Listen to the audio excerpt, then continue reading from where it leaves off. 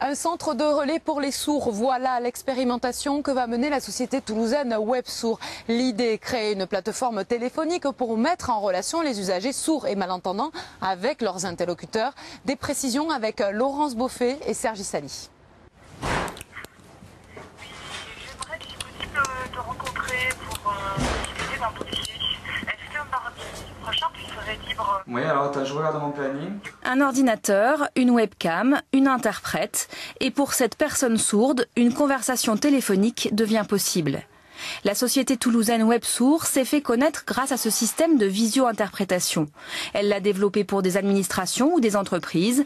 Elle vient de remporter l'appel d'offres du ministère de la Santé pour expérimenter ce système chez des particuliers.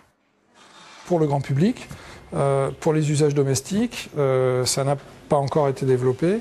Et c'est le but de l'expérimentation, c'est de valider ce que seront les usages de cette technologie pour être capable de dimensionner ce fameux service d'accès au téléphone pour les sourds.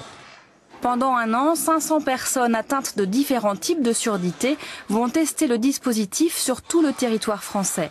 L'objectif du gouvernement est ensuite de le généraliser. C'est une intégration sociale beaucoup plus aisée pour leur démarche personnelle. C'est une accessibilité complète au téléphone.